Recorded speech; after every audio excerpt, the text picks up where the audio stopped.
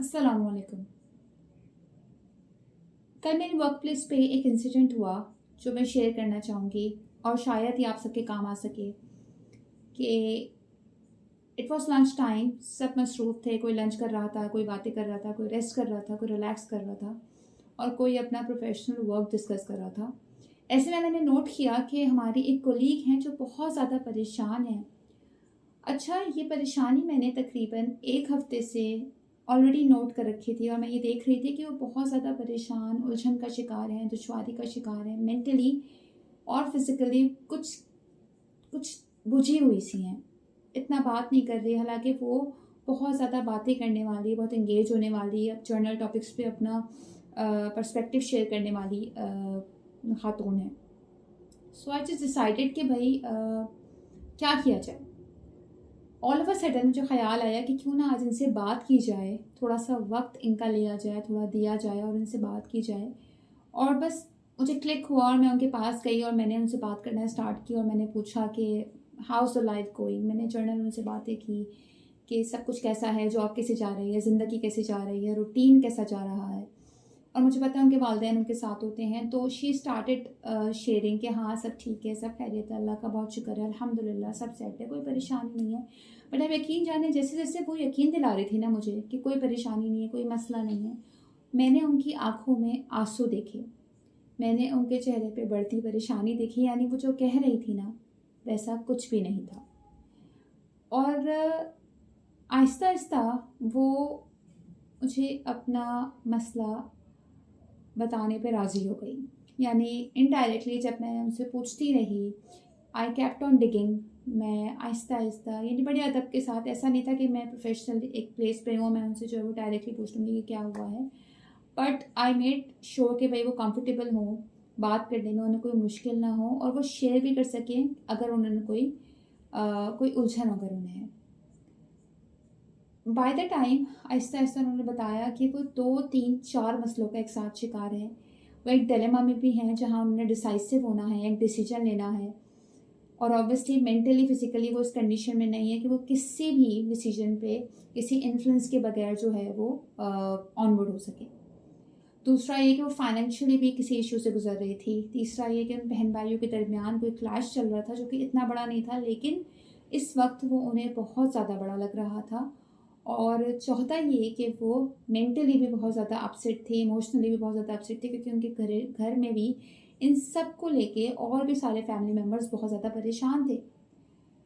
और वो नन्ही सी जान ये सारे मसले फेस भी कर रही थी और वर्क प्लेस पे भी आई हुई थी just to earn, just to work and still she was facing all these things back of the mind. ये सब कुछ भी उनके पीछे चल रहा था।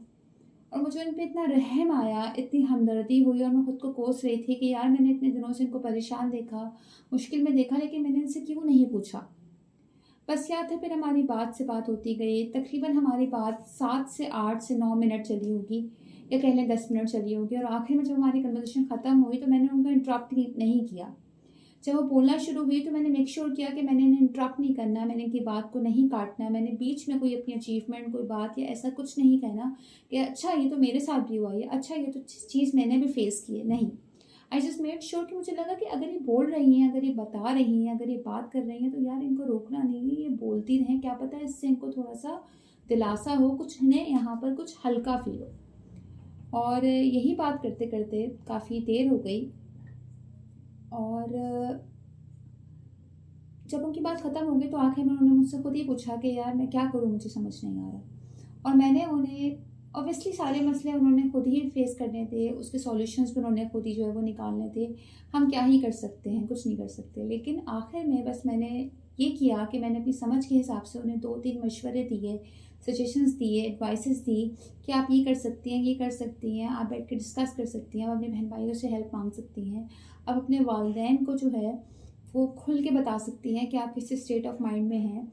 You can also visit a doctor, मैंने ये तक उन्हें मशवरा दिया और उन्होंने सारे मशवरे, सारी बातें बहुत इत्मीनान से सुनी और वहाँ पर हमारी कन्वर्सेशन ख़त्म हो गई और यहाँ हमारी बात ख़त्म हुई है, यहाँ हमारी बातचीत ख़त्म हुई और वहाँ वो इतना ज़्यादा फ्रेश फील कर रही थी कि मैं बता नहीं सकती। यानी उन्हें देख के मुझे साफ अंदाज़ा हो गया कि she was feeling better she just made her self fresh. उन्होंने अपने बाल बनाए, अपना मेकअप रीडो किया, बहुत सारा पानी पिया, and she was just ready for the second half of the day.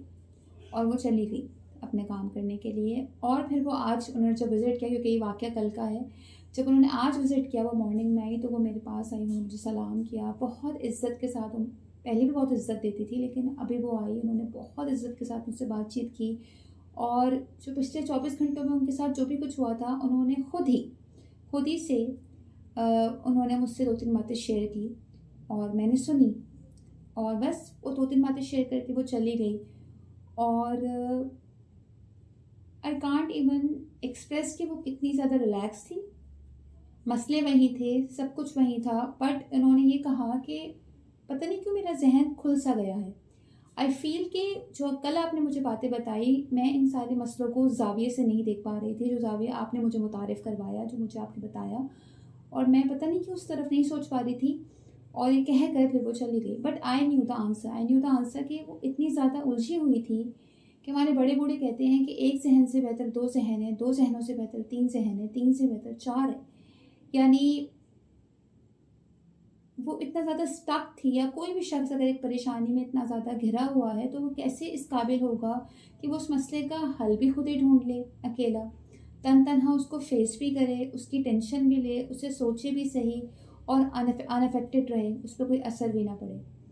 सो ज़रूरी है कि अगर आपके आसपास, इस वीडियो का मकसद ये है कि आपके आसपास, आपके ट्यूशन सेंटर्स, आपके ऑफिस, आपके वर्क प्लेस, आपकी यूनिवर्सिटी, आपकी कॉलेज, आपकी कोई हेल्पर, कोई डोमेस्टिक हेल्पर, कोई आपका रिश्तेदार, कोई रिलेटिव, कोई आपका बहन भाई अगर किसी डिप्रेसिव फेज से गुजर रहा है, या लेट्स डोंट से डिप्रेशन, किसी भी परेशानी से गुजर रहा है, यार मेक श्योर करें कि आप अगले शख्स को थोड़ा सा अपना वक्त दे दें। ये जो वक्त आपने उन्हें दिया, ये वक्त भी आपका दिया हुआ नेकी में आएगा। ये आपकी जो नीयत है उन्हें हेल्प करने की, अल्लाह ताला अमाल बाद में देखते हैं, नीयत पहले देखते हैं, ये नीयत भी आपकी नेकी बन जाएगी। और उसके बाद जब आप उन्हें एक अच्छी एडवाइस या अच्छा सजेशन देंगे, तो वो आपकी तरफ से सदका बन जाएगा, क्योंकि एक अच्छी बात, किसी को अच्छा मशवरा देना भी सदका है, नेकी है। और इस अमल से अल्लाह और अल्लाह के रसूल सल्लल्लाहु अलैहि वसल्लम कैसे नहीं खुश होंगे। सो अगर आपको किसी की हेल्प करने के लिए 24 घंटों में से 10 मिनट, 7 मिनट, 8 मिनट, 15 मिनट देने पड़े, please be a good listener. हम सबका मसला पता क्या है कि हम में से कोई सुनना नहीं चाहता, सब सुनाना चाहते हैं। बट अगर हम अच्छे लिसनर बन जाएं, और अगर हम अगले बंदे की बात गौर से सुने और उसे वक्त दें कि ये जो कहना चाह रहा है इसे कह लेने देते हैं, और हम सिर्फ सुनते हैं, आप यकीन जानिए अगला शख्स अगर परेशान है तो उसकी परेशानी कम होगी। ऐसा हो नहीं सकता कि वो खुद से ना कहे कि मेरी परेशानी कम है या मैं बेटर फील कर रहा हूँ। सो प्लीज़ ख्याल रखें अपने आसपास लोगों का। ठीक है, साइकेट्रिस्ट अपनी जगह, सेशंस अपनी जगह, क्लिनिकल ट्रीटमेंट अपनी जगह, लेकिन अगर हम शुरू में ही बिजनेस लेवल पे किसी की छोटी छोटी परेशानी को इस तरह से कन्वर्सेशंस के थ्रू, बातचीत के थ्रू, गुफ्तगू के थ्रू हल कर सकते हैं, तो अच्छा है ना कि हम उस मसले को, उस बंदे को उस लहज पे ना जाने दें जहाँ पर ये मसला शिद्दत इख्तियार कर जाए। वो जो शख्स आपकी बात सुन के, आपसे बात करके मुस्कुराएगा ना, उसका सवाब आपको डायरेक्टली मिलेगा, क्योंकि आपने किसी को कोई शर नहीं पहुँचाया, बल्कि आपने किसी को कोई नेकी करके उसे कुछ भलाई की है, कुछ भला किया है।